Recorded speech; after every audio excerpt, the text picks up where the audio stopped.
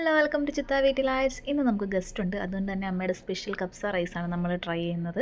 പകുതി വേവിച്ച ചിക്കനാണിത്. ഇത് കുരുമുളക് പൊടി, മുളക് പൊടി, മഞ്ഞൾപ്പൊടി, അല്പം ഉപ്പ് ചേർത്ത് വേവിച്ചെടുത്താണ്. ആ വേവിച്ചെടുത്ത എണ്ണയിലേക്ക് നമ്മൾ ഒരു 6 വലിയ സവാള ചെറുതായിട്ട് അരിഞ്ഞത്, അതായത് ഭയങ്കര നൈസായിട്ട് അരിഞ്ഞ് സവാള ഇട്ട് കൊടുക്കുന്നുണ്ട്.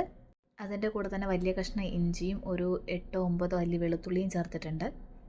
ഇനി നമ്മൾ ചേർക്കാൻ പോകുന്നത് കറുകപ്പട്ട, ഗ്രാമ്പു, കുറച്ച് കുരുമുളക്, അല്പം മല്ലി, ഏലക്ക എന്നിവ അതിലേക്ക് ഇട്ട് കൊടുക്കുന്നുണ്ട്. അതിനുശേഷം ആവശ്യത്തിന് എരിക്കുള്ള മുളക്, ഇവിടെ ഇപ്പോൾ മുളകാണ് കൂടുതലായിട്ടും യൂസ് ചെയ്യുന്നത്, മുളക് പൊടിയല്ല. അപ്പോൾ തന്നെ ഒരു 10-12 മുളക് രണ്ടായിട്ട് കീറിയതാണിത്. ഇനി നമുക്ക് ഒരു വലിയ ടീസ്പൂൺ മുളക് പൊടി ഇട്ട് കൊടുക്കാം. അതുപോലെ തന്നെ ഒരു 1/4 ടീസ്പൂൺ മഞ്ഞൾപ്പൊടി, 1 ടേബിൾ സ്പൂൺ മല്ലിപ്പൊടി കൂടി ചേർക്കുന്നുണ്ട്.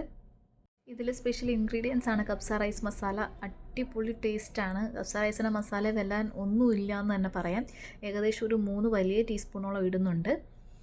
നിങ്ങൾക്ക് ഇത് ഇല്ലയെന്ന് വെച്ചിട്ട് വിഷമിക്കേണ്ട ആവശ്യമൊന്നുമില്ല, പക്ഷേ ഇത് ഉണ്ടെങ്കിൽ കുറച്ചുകൂടി ടേസ്റ്റ് ഉണ്ടായിരിക്കും, അത്രയേ ഉള്ളൂ. അതുപോലെ തന്നെ നമ്മൾ 4 വലിയ തക്കാളി കൂടി അരിഞ്ഞത് ചേർത്തിട്ടുണ്ട്.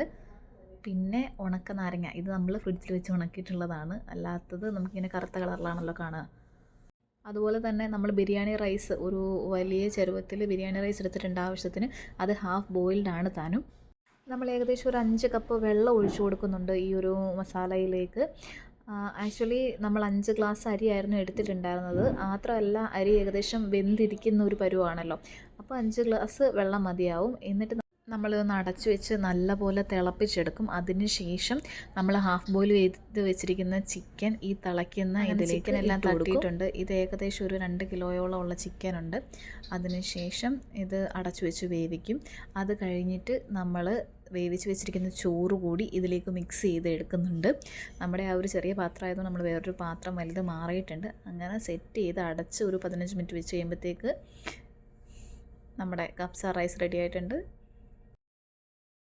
ഞാൻ പറഞ്ഞിട്ടുള്ളതിൽ എന്തെങ്കിലും സംശയം ഉണ്ടെങ്കിൽ, അതുപോലെ തന്നെ ടൈം മാനേജ്മെൻറ്റ് എന്തെങ്കിലും സംശയങ്ങളൊക്കെ ഉണ്ടെങ്കിൽ കമൻറ്റ് ബോക്സിൽ പിൻ ചെയ്ത് വെച്ചിരിക്കുന്ന ആ ഒരു റെസിപ്പി കൂടി നിങ്ങളൊന്ന് നോക്കണം. അപ്പോൾ നിങ്ങൾക്ക് കറക്റ്റായിട്ട് അത് ചെയ്തെടുക്കാൻ പറ്റും. അമ്മയുടെ ഭയങ്കര അടിപൊളിയായിട്ടുള്ള റെസിപ്പിയാണിത്. നിങ്ങൾ എന്തായാലും ഒന്ന് ട്രൈ ചെയ്ത് നോക്കണം. ട്രൈ ചെയ്ത് നോക്കിയിട്ട് എന്നോട് പറയണം നിങ്ങൾക്കത് ഇഷ്ടപ്പെട്ടോ ഇല്ലയോ എന്ന്.